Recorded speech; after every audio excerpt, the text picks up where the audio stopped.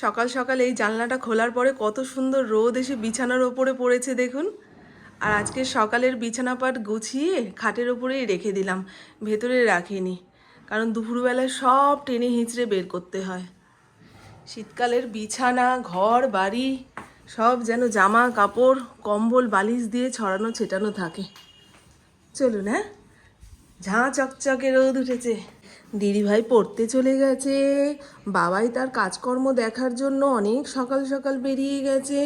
আমি আর ফড়িং বাড়িতে একা। সুজাতাও বাসন মাজতে আসবে না, গতকাল আমি সব মেজে ঘষে রেখে দিয়েছি, তাই সকালটা একটু দেরি করেই শুরু হলো। তবে আজ বৃহস্পতিবার, পুজো দিতে যাব তো। উলিকটের এই নাইটিটা জলে ভেজানোর পরে দেখুন কি ভারী হয়ে গেছে, ভারের চোটে তার পুরো নুইয়ে গেল। এটা ছাদে না মেললে হয়, শীতকালে এখন প্রত্যেক দিন প্রয়োজন হবে।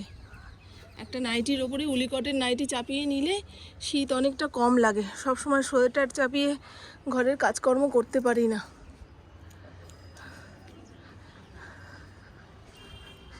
একখানা হাত কাটা সোয়েটার কিনতে পারলে ভালো হতো। মেন গেটটা খুলে এসছি, একবার ভাবলাম চাবিটা নিয়ে আসি, তাহলে ধুর, ফড়িং তো আছেই, অচেনা কেউ গেটের সামনে দাঁড়ালেই যা ঘ্যাও ঘ্যাও ঘ্যাও ঘ্যাও করবে, আর গেট খুলে ঘরে ঢোকার সাহস পাবে না। সে যাই হোক, গতকাল সকাল বিকাল কোনো কালেই গাছগুলোতে জল দিতে আসিনি, ইচ্ছা করেই আসিনি। শীতকালে বেশি জল পড়ে গেলে দেখছি পাতাগুলো পচে যাচ্ছে। কালকে সেটা আবিষ্কার করলাম যে একদিন অন্তর একদিন জল দিলেও কি চলবে। তারপর দেখছি না, গাছগুলো পুরো তাজা রয়েছে। তবে এখন জল দিতে হবে, তারপরে ঠাকুর পুজোতে বসবো। সকালবেলায় রান্না বান্নার কোনো চাপ নেই, গতকালের ভাত রয়েছে, সেটাকে একটুখানি ভেজে ভুজে দিলে পুপু ইন্দ্র দুজনেরই হয়ে যাবে। জানি না পুপু এসে কি খাবে না খাবে, এসেই বলবে মা তোমার চা খাওয়া হয়ে গেছে, অনেক সকাল সকাল উঠেছে তো, চা যদি করো তাহলে আমাকেও দাও। তো চলুন বন্ধুরা, সকাল থেকে অনেক কাজ করা হয়ে গেছে, ফড়িংকে খেতে দিয়ে এসছি। এই নাইটিগুলো এখন ছাদে এসে না মেললে, হাতে কেচেছি তো, ছাদে এসে না মেললে শুকাতে চাইবে না। আর ওই বললাম উলিকটের নাইটিগুলো প্রত্যেক দিন সকালবেলা ধুয়ে কেচে মেলে দাও, বিকেলবেলায় গায়ে চাপাও, নাহলে হবে না।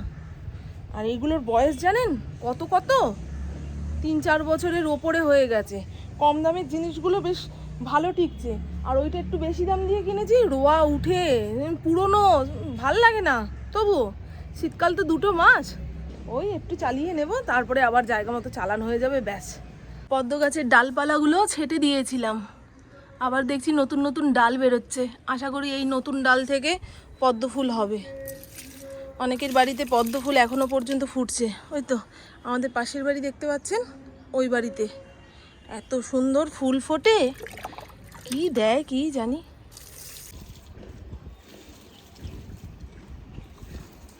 উলিকটের নাইটিটা গা থেকে খুলে রাখলাম, লেন্থে অনেকটা বড় তো, জলের কাজ করতে গিয়ে নিচের দিকটা ভিজে যাচ্ছে। লাউ গাছের অবস্থা এই মুহূর্তে এইরকম।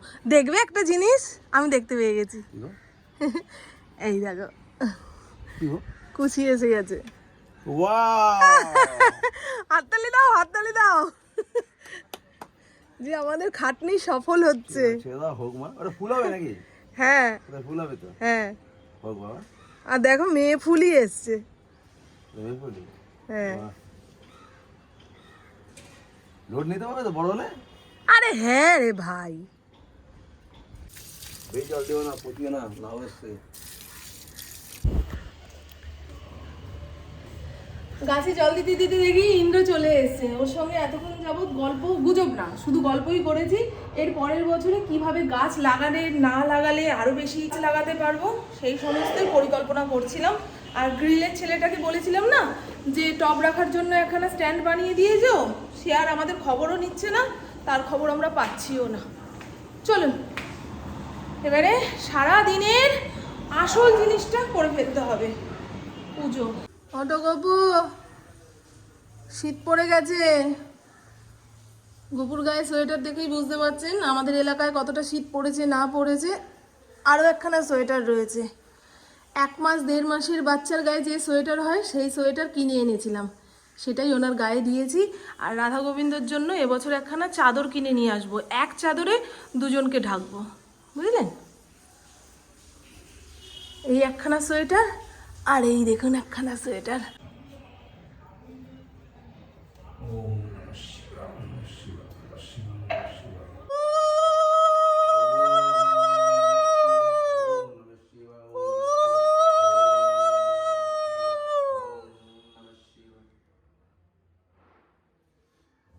আমি ইন্দ্র 4 হাতে বৃহস্পতিবারের পুজো দিলাম বলে চটপট হয়ে গেল। আর দেখুন পিটুনিয়া ফুলের পাওয়ার এতটাই কম, সকালে ফোটে দুপুর হতে না হতেই পুরো নেতিয়ে যায়। পাওয়ারটা যদি একটু বেশি হতো, 3-4 দিন সৌন্দর্য ধরে রাখতে পারতো, তাহলে এর কদর অনেকটা বেড়ে যেত, তাই না? কেমন নেতিয়ে গেছে। তুত তুত। পুপু এসে গেছে। আমরা ঠাকুর ঘরে ছিলাম তো, নিজেদের মধ্যেই কথা বলছি যে মেয়েটা মনে হয় আসেনি, মেয়েটা মনে হয় আসেনি, অথচ মেয়ে অনেকক্ষণ আগে এসে ঘরে বসে রয়েছে। গেটটা খুলে রেখে গেছিলাম না, সেই জন্য চাবির দরকার পড়েনি। আমার পুপু এইভাবে ডিমের পোচ খেতে খুব ভালোবাসে। উল্টে পাল্টে দিলে বলে ধুর, কুসুমটা দেখা যাচ্ছে না।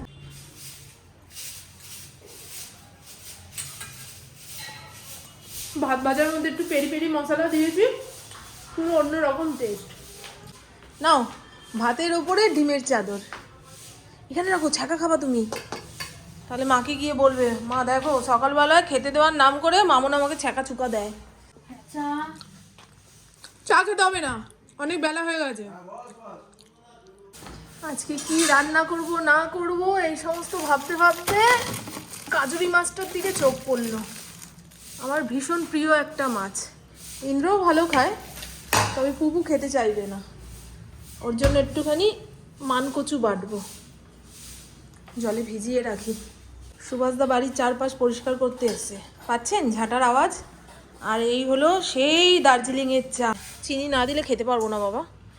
আর আজকে বৃহস্পতিবারের সাপ্তাহিক বর্তমানে এসছে, স্বর্গ নরক সত্যিই কি আছে, এটা তো পড়তেই হবে, তাই না ইন্দ্র? এটা তুমি স্বর্গ তুমি নরক। আমার হাত ছিঁড়ে থাকলে স্বর্গেই যেতে পারবে, আর আমার হাত ছাড়া যদি অন্য কারোর হাত ধরতে যাও, নরক অনিবার্য। আজান পড়েছে কিন্তু, 12টা বেজে গেছে। ভাত না চাপালে তুমি কি করে খাবে সময় মতো? দাও দাও দাও দাও দাও। এই একটাই হালকা চাদর আছে আমার বাবা, হালকা শীতে ভারী চাদর গায়ে দেওয়া যায় না, মা ঘেমে নিয়ে একাকার হয়ে যাবে। মন্টুর গায়ে আর দেবো না বলে। এই চলো চলো চলো, তুমি বাইরে থাকবে, বরঞ্চ ওকে রাস্তায় বের করে দিই, পাড়ার ছেলেপুলেদের সঙ্গে লড়াই যুদ্ধ করে খাক।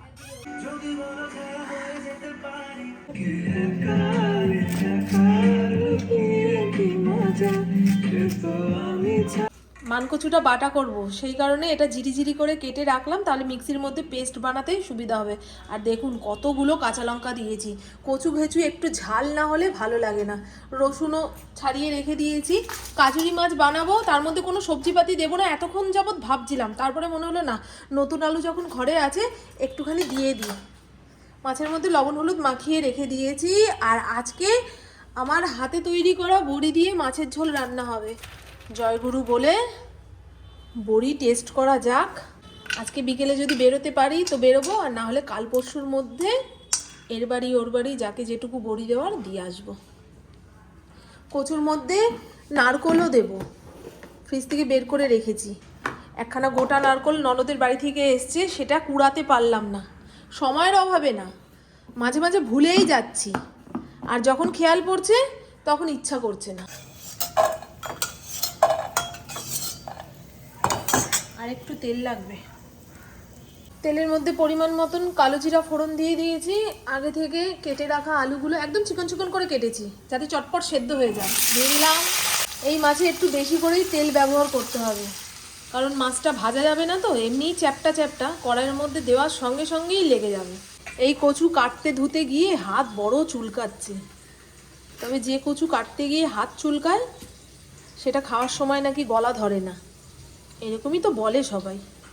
ঝালের আলুটা একটু লালচে করে ভেজে নিয়েছি। এখানে মশলা বলতে গোটা একটা টমেটো, কাঁচা লঙ্কা, জিরের গুঁড়ো, হলুদ গুঁড়ো, লঙ্কার গুঁড়ো, কয়েকটা চেরা কাঁচা লঙ্কা দিয়ে দিলাম। আলুর সঙ্গে মশলাটা ভালো করে কষিয়ে নিয়েছি, সাইড থেকে তেলও ছেড়ে দিয়েছে। আগে থেকে লবণ হলুদ মাখিয়ে রাখা কাজুরি মাছগুলো হালকা করে ওপরে বসিয়ে দেবো, বেশি নাড়াঘাটা করলে চলবে না, তাহলে ভেঙে চুড়ে যাবে। খুব দরদি মাছ। ভেজে রাখা বড়িগুলো সাইড দিয়ে দিয়ে দেবো, ঢাকা চাপা দিয়ে 2 থেকে 3 মিনিট মাছটাকে সফট হতে দিতে হবে। বড়িটাও সেদ্ধ হবে। এই দেখুন মাছের মধ্যে গরম জল পড়ার সঙ্গে সঙ্গে কেমন ফেটে গেল, তার মানে ভাপে ভাপে মাছ সেদ্ধ হয়ে গেছে। এখন ঘড়ির কাঁটা 1:30টার ঘরে, ফড়িংকে খেতে দিই। পুপু ওকে ঘরে আটকেছে, বললাম না বাঞ্ছার বাগানে অচেনা মানুষরা কলা পাতা পাড়তে এসছে, সেই দেখে ঘ্যাও ঘ্যাও ঘ্যাও ঘ্যাও, আর ও ঘ্যাওয়ানি না থামালে আমি তো আপনাদের সঙ্গে কথা বলতে পারি না। ও শোনটাই রে। আর এই তো কাজুরি মাছের ঝোল রান্না করে ফেলেছি, বড়ির স্বাদ দুর্দান্ত হয়েছে। আগে নিজে খেয়ে নিলাম, তারপরে লোককে দেব, খারাপ হলে না লোককে দেওয়া যায় না। তো চলুন বন্ধুরা, কচু পাটা নামিয়ে ফেলেছি, এবারে আমি আমার ভাত বেড়ে নিয়ে বসবো। সেই সকালবেলায় চা আর বিস্কুট দিয়ে দিন শুরু করেছি, এতক্ষণে পেটের ভেতরটা চোঁচো করে ডাকছে। আর এই উলিকোটের হাউস কোটটা একবার খুলছি একবার পড়ছি, একবার খুলছি একবার পড়ছি। যখনই জলের কাজ করতে যাচ্ছি দেখি কাঁপুনি উঠে যাচ্ছে, সঙ্গে সঙ্গে টেনে গায়ে দিচ্ছি। আবার একটুখানি উনুনের সামনে থাকাকালীন ভেতরটা অস্থির অস্থির লাগছে। এখনও তো সেইভাবে জাকিয়ে শীত পড়েনি, পিঠে রোদ লাগানোর মতনও শীত পড়েনি, সেই শীতের অপেক্ষায় রয়েছি এখন। তাহলেই তো পিঠে পায়েস পুলি ঘরে রান্না করব। পুপুর ভাত বেড়ে নিয়েছি, আর ওই দেখুন এনার বিছানা ওপরে বসে বসে কাঁদছে, আর উনি কোথায় শুয়ে রয়েছে সারাক্ষণ সোফাতে না হলে খাটে। ওর যে শীত চলে এসেছে সেটা বোঝাই যাচ্ছে। ওঠো মা, ওঠো ওঠো, আমার খাওয়া দাওয়া হয়ে গেছে, তোকে খাইয়ে দাইয়ে নিয়ে একটু ছাদে যাব। এখনো রোদ রয়েছে, রোদ থাকুক বা না থাকুক, যে কটা জামা কাপড় মেলে দিয়েছি টেনে তুলে নিয়ে আসি। আয় মা আয়। Good evening. এখন সময় রাত্রির 7:45 বাজবো করছে। সেই দুপুরবেলায় খাওয়া দাওয়া করে যে শুয়েছি, পুপু পড়তে যাওয়ার আগে আমাকে 1 কাপ আদা চা খাইয়ে পড়তে চলে গেল। আর আমিও বিছানাপাট পরিষ্কার করে যাই, ভোজনালয়ে যেতে হবে। রাতে কি রান্না বান্না করব না করব সব কিছুই ঠিক করে রেখে দিয়েছি। ইন্দ্র আজকে বাড়িতে এসছে 5:30টার সময়, পুরো ভাত খেতে পারেনি, মাছের ঝোলও এতটা রয়েছে। তবে রাতে আর ওগুলো খেতে চাইবে না, রুটি করব সঙ্গে একটু তরকারি, আর যা কিছু রয়েছে ফ্রিজে চালান, সকালবেলা গরম করে দিলে ওটা খেয়ে বেরিয়ে যাবে। আর আজকে সকালবেলা যখন ঠাকুর ঘরে গেছিলাম, ইন্দ্র করুণ সুরে বলল, মামন আমার অনেকগুলো স্যান্ডো গেঞ্জি এক জায়গায় জড়ো করে রেখে দিয়েছি, সেগুলো একটু কেচে দেবে। ওর জামা কাপড় ওয়াশিং মেশিনে দিই, এটাও চায় না, মানে হাতে কাছাকাছি করে দিতে হবে বুঝলেন, এমনকি স্যান্ডো গেঞ্জিটাও। 2 থাকের এই স্ট্যান্ডটা, ছোটোখাটো জিনিসগুলো হাতের সামনে থাকলে সুবিধা হয়, যেমন সসের কৌটোগুলো, এগুলো ফ্রিজেই রাখি, তবে সবসময় ফ্রিজ থেকে বের করতে ইচ্ছা করে না। কফির একটা ছোট্ট জার, এইটা দিয়ে আমাদের পুরো শীত চলে যাবে। গুড়ের কৌটোটা আর কয়েকটা ডিম চোখের সামনে রেখে দিয়েছি, ফোড়ালেই ইন্দ্রকে বলে দিতে পারবো, আর থাকলে তো ইন্দ্র দেখতেই পারবে। ও বাবা কি সোনা। এই বালতিটা দেখে আপনাদের মধ্যে অনেকেই কমেন্ট করবেন যে মামন এই বালতিটা করেই তুমি ঘর মোছার জল নাও, এই বালতিটা করেই জামা কাপড় কাচাকুচি করো, এই বালতিটা করেই স্নানের জল নাও, তোমাদের কি আলাদা বালতি বানাতে ইচ্ছা করে না? একটা ছোট্ট বাথরুমের মধ্যে কখানা বালতি রাখা যায় বলুন তো? আমার ঘরে এই একটাই বালতি, এটা দিয়েই কাজ চলবে, এটা ভেঙে গেলে দ্বিতীয় বালতি আসবে। বাবা রে, ক্যামেরার লেন্স পুরো ঝাপসা হয়ে গেল। এই গরম জলটা বাথরুম পর্যন্ত টেনে নিয়ে যেতে পারতাম না, ফড়িং পায়ে পায়ে ঘুরছে তো, হাত ফসকে গেলেই ব্যাস, মা বেটা দুজনেই।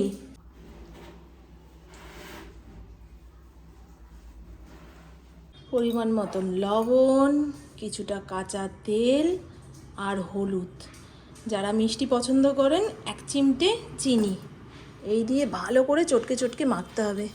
এই রান্নাটা মাখার ওপরেই স্বাদ নির্ভর করে। আমি যখন ছোট ছিলাম, আমার বাবু যখন কাজে যেত, মা এই তরকারিটা সকালে বানাতো, প্রায় প্রত্যেক দিন এই তরকারি দিয়েই আমরা রুটি খেতাম। এই যে ছোট কড়াইটা দেখছেন, এটারও একটা গল্প রয়েছে। আমার ছোট ননদের বিয়ের সময় ওই যে বিছানা তোলার টাকা হিসাবে বরপক্ষ থেকে একখানা টাকা দেওয়া হয়, সেই টাকাটা আমরা কয়েকজন মিলে তুলেছিলাম, সেটা দিয়ে সবাই এরকম এক একটা ছোট কড়াই কিনেছি। একটু বেশি করেই আটা মেখে রেখে দিচ্ছি, এখন শীতকাল তো, আটা মেখে ফ্রিজের মধ্যে রেখে দিলে কোনো কালো কালো ভাব হয় না, গরমকালেও হয় না যদি আটার দলার গায়ে একটুখানি সাদা তেল মাখিয়ে রাখা যায়। যারা একার সংসারে একা হাতে কাজকর্ম করেন একটু একটু করে কাজ এগিয়ে রেখে দেবেন, দেখবেন সংসারটা খুবই সহজ। আর যদি সব কিছু দিনের দিন গরম গরম টাটকা টাটকা করতে চান, ব্যাস সবাই সুস্থ থাকলে আপনি মন থেকে অসুস্থ হয়ে যাবেন। তাই নিজেকে সুস্থ রাখা খুব দরকার, বিশেষ করে মনের দিক দিয়ে। রুটি তরকারি করার পরে রান্নাঘর পুরো সাপটে নিয়েছি, ঘরও ঝাড় দিয়ে দিয়েছি। তারপরেও দেখুন ফড়িং কোথা থেকে কি মুখে করে এনে ছড়ালো, সকালে দেখা যাবে। আর এই হলো আজকের তরকারি, দারুণ টেস্ট হয়, একবার বানিয়ে খাবেন। নতুন আলু দিয়েই ভালো হয়। এর মধ্যে রুটি রয়েছে পুকুর আর ইন্দ্রর জন্য, আর দুপুরে যে কচু বাটা করেছিলাম রয়েছে মাছের ঝোল, আর অল্প একটুখানি ভাত রয়েছে। হাঁড়ি কাচিয়ে ভাত তরকারি সব কিছু ফ্রিজে চালান দিলে আজকের মতো কাজ শেষ। টেবিলটা ওরাই মুছে নেবে। আর ফেলু মোদক থেকে যে ছানার কেকটা এনেছিল দেখুন, আমিই খেয়েছি, খেতে খেতে আর এইটুকু রয়েছে, ইন্দ্রকে দিয়ে দেবো বলেই রেখেছি। আজকে রাতে যদি না খাও এটা আমার পেটেই যাবে। টানা বেশ কিছুদিন যাবত রাস্তাঘাটে বেরোনো হচ্ছে না বলে সন্ধ্যের পরে মনটা কেমন খারাপ খারাপ লাগছে। সেই কারণে রুটি বানাতে যাওয়ার আগে ঠোঁটে একটু লিপস্টিক, চোখে কাজল এই সমস্ত দিয়ে সাজুগুজু করে নিয়ে সংসারে যেটুকু কাজকর্ম রয়েছে সেগুলো সেরে ফেললাম। পুপুও টিউশন থেকে চলে এসেছে, ওর সঙ্গে অনেক গল্পগুজব হলো, বন্ধুবান্ধবরা কী বলেছে না বলেছে, কোন স্কুলে টেস্টের রেজাল্ট কেমন হয়েছে, এই সমস্তই আর কি। ফড়িং আমার দিকে তাকিয়ে বসে রয়েছে। ওর খাওয়া দাওয়া হয়ে গেছে, ইন্দ্রবাবু অনেকক্ষণ আগেই এসছে, নতুন অফিসে বসেছিল। এখন পুপু বাড়িতে আসলো, খাওয়া দাওয়া হবে। আপাতত আমি আমার সাজুগুজু ক্লিন করে দাঁত ব্রাশ করে ওপরের ঘরে চলে যাই, বাদবাকিটা ওরা সেরে নেবে। তো চলুন বন্ধুরা, আমার বকবক আজকের মতন এইটুকুই। আপনারা সবাই খুব খুব খুব ভালো থাকবেন, নিজের শরীরে খেয়াল রাখবেন, সুস্থ থাকবেন, আর অল টাইম স্মাইল করতে হবে। টাটা, খুব ভালো থাকবেন। আজকে সকাল থেকে এই উলিকটের নাইটিটা আপনারা আমাকে পরে থাকতে দেখছেন, তবে ভেতরে যে নাইটিটা সেটা কিন্তু চেঞ্জ করে ফেলেছি। প্রত্যেকদিন একটা করে ও মুখে দিয়ে তাকিয়ে আছে। হ্যাঁ, ও তাকিয়ে থাকে তো।